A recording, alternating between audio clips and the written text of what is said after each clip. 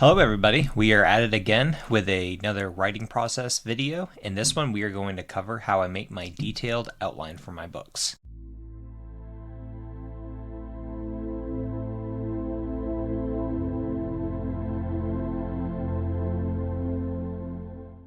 If this is the first time you've stumbled upon one of my videos, my name is Alex Jagir. I am an epic fantasy writer, and if you have not done so, go ahead and watch my previous videos of my writing process. It's kind of led up to this point where I'm making my detailed outline. I've already covered a high-level chapter outline, making my characters, looking at the setting for the book, making the plot. So a lot of things have already been covered, so if you haven't, go ahead and watch those. But if not, feel free to join in here, and it'll still be just as interesting, I hope. What do I mean by the detailed outline? So in my previous video, I make a high-level outline that just very briefly kind of puts down the main points for each chapter that gets me from the beginning of the book to the end. In this one, kind of everything that I've talked about before comes together. So it's the detailed characters, it is the setting, it's the plot, it's all those outlines, the general outline that I had before for each of the chapters. They're all coming together into this one piece. As a reminder for everyone, I'm an architect when I write, so when I get into actually writing the first draft, sitting down at the table, I need to know about 70 to 80% of what I'm writing. For sure, I need to know the full plot, all the major twists and turns that I want, the main character beats I want to hit, all the core fundamental things that I know need to happen. I need to know them right away. The things that might come along are obviously changes as I realize that things might be better a certain way. Maybe a side character here might be good. And then just some kind of minor details along the way that that would just take up too much time putting it in the outline. So what does my detailed outline actually look like? Well, I have a section for each chapter of the book, and each section contains the setting, what happens, character development, world building, and then questions to be answered. Let's get into each one of these. For setting, it is a very quick one, maybe two sentence portion. It's literally just physically where's the chapter start? Where does it take place? Does it take place in a church, in an inn where the last chapter left off? What are kind of the initial maybe tensions in place? So initially, right when you come to the table, think about a movie, a scene that starts. Everything that hits you instantly, the details that you can gather within that instant. Not every specific detail, but the core fundamentals on setting the scene.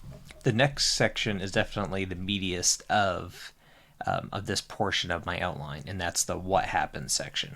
So in this section, it's exactly as it sounds. I just tell what happens in this chapter.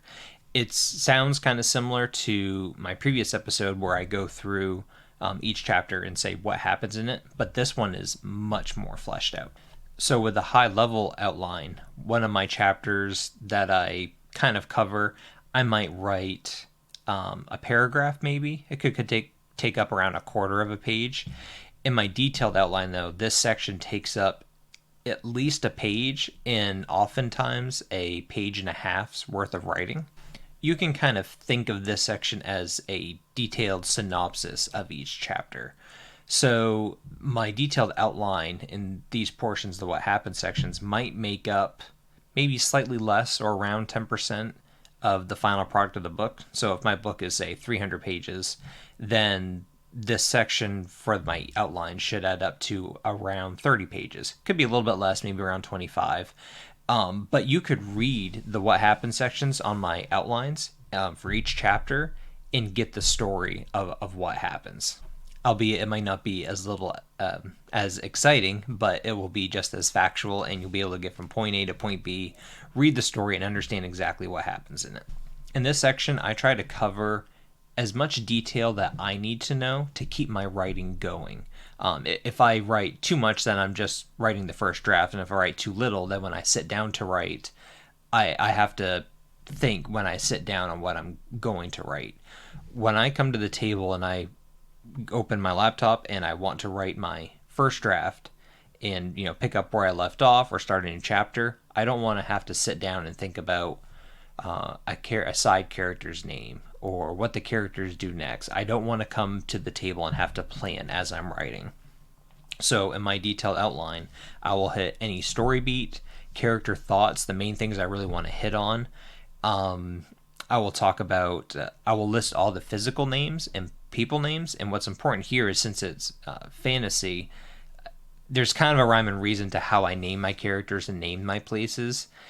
However, I still have to think of them and come up with something that's somewhat original, somewhat, good, that's realistic and that fit into my world. I don't want to spend 5 minutes or 10 minutes or however long it takes to think of a really good name for something and do the world building when I'm supposed to be writing my first draft. So all of that comes in this detailed outline.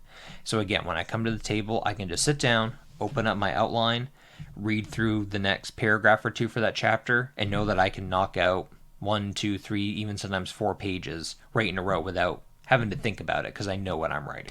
One thing here is even though I have a special section in my main outline document where I put scenes and ideas that come to mind that I might use for later on, I will still in this portion, because there's things I still don't know 100% yet, or I might want to move something from the beginning to the end.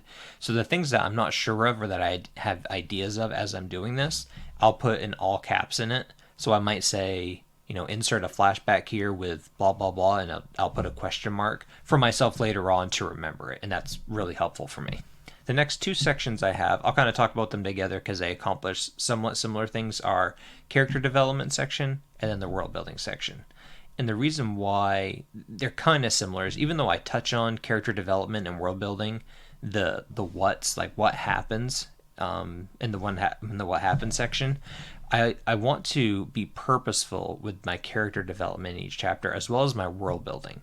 So my characters and worlds can develop across books and evolve over time. And so I want to be purposeful in those sections to say, hey, here's what you need to show for this character because this takes effect in this idea you have for this book, or this would affect another character in this separate book. Same thing with the world building. I want to make sure I give the details that I want to and withhold the ones that I don't want people to see yet.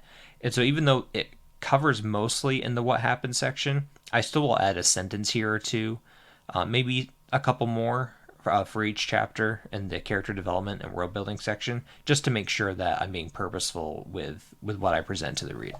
The final section for my detailed outline is the questions to be answered section. In this section, I actually think it's the most important for the reader for me to have this section.